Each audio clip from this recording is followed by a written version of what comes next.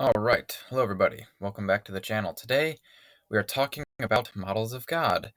Why? Well, I mean, a lot of people seem to believe in God, right? Especially, well, everywhere, especially here in the West, but pretty much everywhere in the world, most people believe in God. And those who don't, well, they don't believe in God. So either way, we should be pretty clear on what we're talking about when we're talking about God. What does it even mean to believe in God? Are we all talking about the same thing?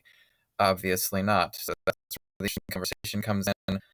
A lot of people seem to believe in God, but the people that do believe in God don't always agree about what that means. So today we're going to be talking about divine models, models of God, and go through just the basics of some of the different views people have on this topic. So let's jump right into talking about what it means to even believe in such a thing as God. So, well, we're going to start off talking about why this is important. It's relevant, as I said, for theists and non-theists alike, for people engaged in philosophy, especially philosophy of religion. They should be clear on and accurate about what they're rejecting. Non-theists should be clear about, what it is that they don't believe in, and theists should be clear about what it is they do believe in.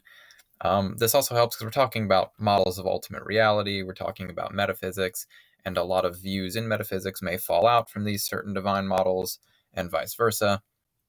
So just having, broadly speaking, a worldview, a view of global causal reality is going to be impacted by whether or not you believe in God and what kind of God or gods you may believe in.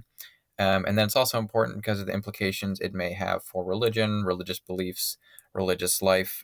Your view of exactly what God is may change or may have, certain connotations depending on what religious tradition you're part of or not part of. For example, Trinitarianism in Christianity is obviously an implication for religion that certain models of God have, and there's the Trinity itself has implications on how it works under certain models of God. So it's obviously an important issue for everybody because again, most people believe in God. So it's one thing. It's just interesting to talk about this.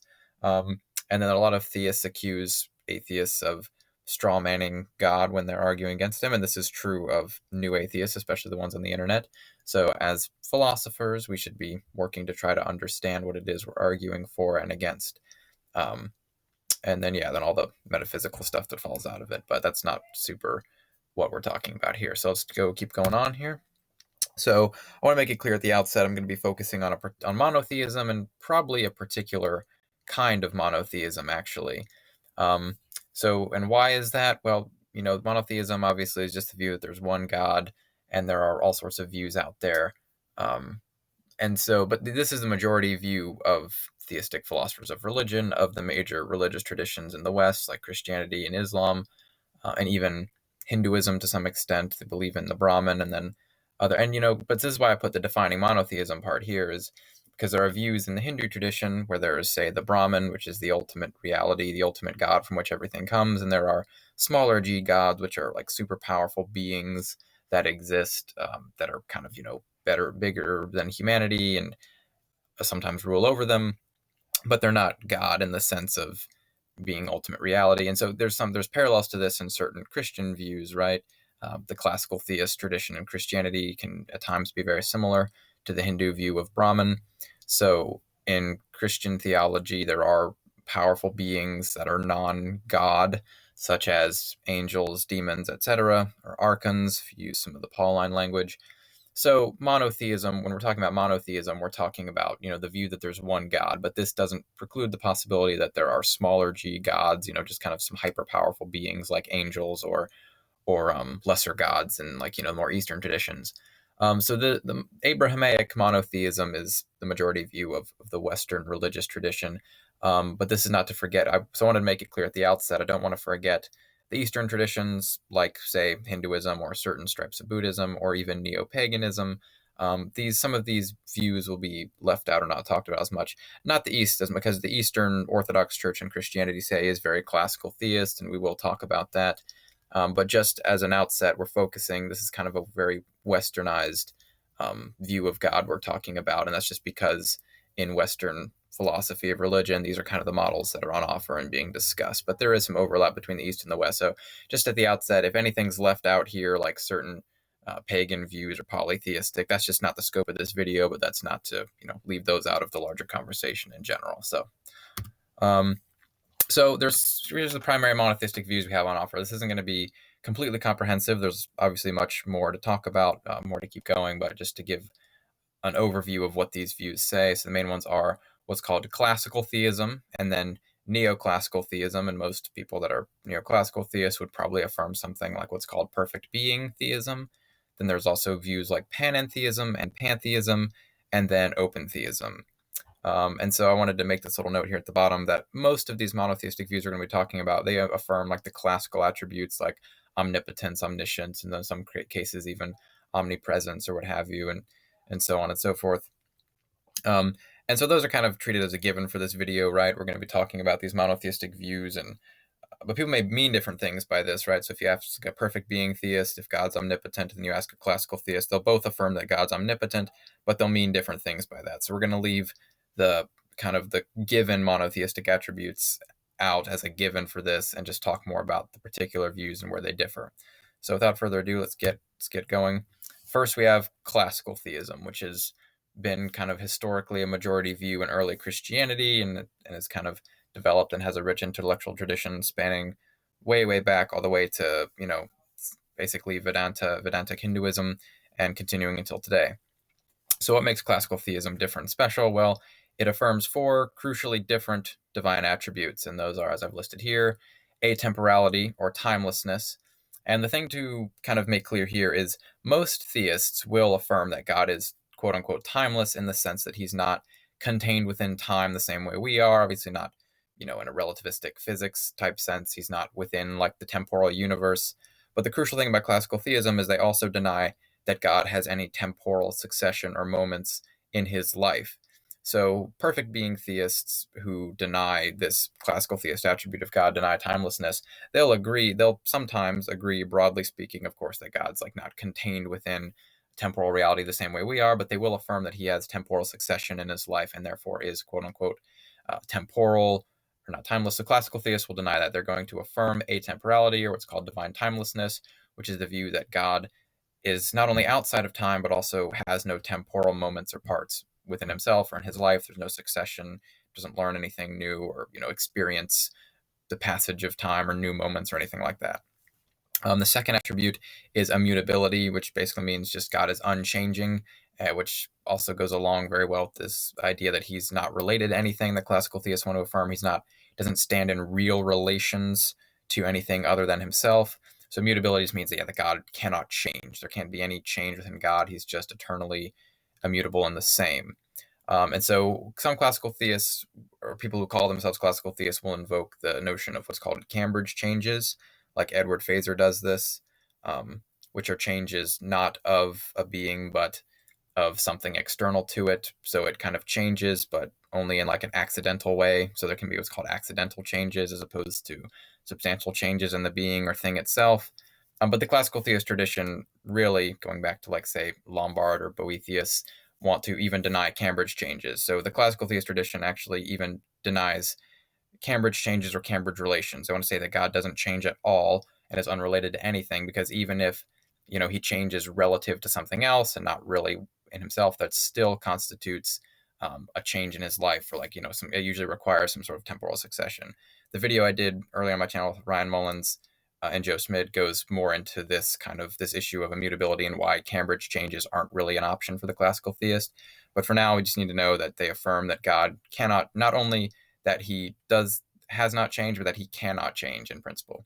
And then third, there's this attribute they want to affirm called impassibility, which is to say that God is unable to experience emotions the same way we are, or at least unable to experience suffering. Classical theists normally want to say that God is in this just unassailable state of perfect bliss, and it can't change, and he's unable to experience anything other than this perfect bliss. And then finally, perhaps the most crucial doctrine is simplicity, or divine simplicity, which says that God has no metaphysical parts or composition of any kind. So people who affirm divine simplicity, so classical theists, want to say there's no distinctions within God, there's no distinctions between his attributes or his thoughts or his actions. They're all identical because he has no metaphysical parts, no composition or anything. So that's one of the most crucial. So those are the 4 attributes. That's the big thing to get out of the way, all these attributes of God. Some classical theists will also claim, especially those like in the vein of Aquinas, they'll also want to say that God is quote unquote being itself as opposed to a being. They want to draw this distinction and say that non-classical theists reduce God to a being, whereas God, on their view, is being itself. They'll also say like he's existence itself. This sort of comes out of Aquinas's view of the deente, so existence and essence being united in God, or his existence being identical to his essence. And sometimes, so we're not going to go too hard into this, but it can sometimes be hard to figure out what this is actually supposed to mean, because Josh Rasmussen, in his recent book How Reason Can Lead to God, lays out, as part of his contingency argument, this thought experiment about this blob, like that contains everything that exists. And so the question to ask is, well, is God in the blob of everything that exists? And if so, well, then he exists. And so, but sometimes classical theists want to say that he doesn't exist, he's existence itself, and it can get confusing. Let's not get too bogged down with that. Whether or not this terminology is even coherent is not the purpose of this video. That's just something classical theists will say. They'll want to say that he is existence and that which everything derives its existence from. But the main thing for this video, when we're distinguishing the models, is just these four attributes: the atemporality, immutability, impassibility, and divine simplicity. So those are the main ones to keep in mind when thinking about classical theism. And then so we have neoclassical theism, and that this raises the question of, okay, well, what's this view that's not classical wants to maintain? So the reason it's neoclassical, as kind of like a continuation of classical theism, is it usually has some similarities and at least wants to maintain that God knows the future. And as I mentioned earlier, many people in this camp would also use the term perfect being theism or maximal being theism, which is to say that God has every attribute or property to the perfect or maximal degree. He's perfect in every way. He's maximal, but they don't want to, go along with some of the terminology of classical theism. So this view, what distinguishes it from classical theism, is it's going to deny one or more of the divine attributes of God under classical theism, but it will maintain that God knows the future. It'll maintain his omniscience in a similar way. And so this is where it's a continuation of classical theism. And sometimes people use, classical theism to be more pejorative, and that's not necessarily what we want to do. It's not as if like classical theism was the original and this is some offshoot that's less plausible. There have been, distinctions going all the way back. It's just called neoclassical because it's easier terminology. And I've actually talked to Ryan Mullins a little bit about this. It's an interesting term because it's very broad, because you could have somebody, so to go back here, neoclassical theists are going to deny one or more of these four divine attributes and maintain God knows the future. So some neoclassical theists like Ryan Mullins deny all four of these attributes. Some may just deny the first one and then affirm the others, or any mix and match you want that doesn't affirm all four fits under neoclassical theism. So the thing with neoclassical theists is you kind of have to do a little more work in drawing out what the views actually mean, because they can vary very much so. And I'll touch on this a little bit later, but some people want to just call everything that's not classical theistic personalism. But this is obviously a little bit too broad, given that there can be, Richard Swinburne, Alvin Flanagan, William Lane Craig don't all believe the exact same things about God, but some people want to just lump them all in the same category. But there are important distinctions in their views of God. So it's just important to know that this view denies at least one of the divine attributes of classical theism, but it could deny two, three, or all four. But it will just maintain that God knows the future. And so this view also wants to maintain that God is personal, which distinguishes it from something like pantheism, or on some views, maybe even panentheism, which we'll talk about in a second. But pantheists will say, for example, will deny a personal God. But neoclassical theists do want to maintain usually that God is perfect or personal, but also perfect, as well as with perfect being theism. So important to distinguish that there from the classical view. And then lastly, we have open theism, pantheism, and panentheism.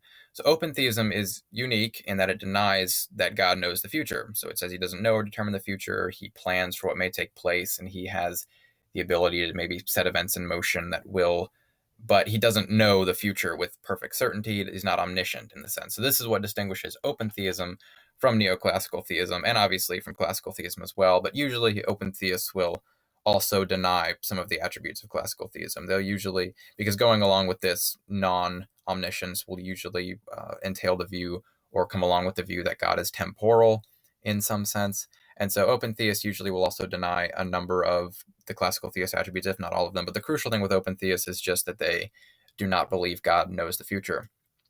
As I touched on a second ago, pantheism is just the view that God is identical with all there is, so all that exists is divine in some sense.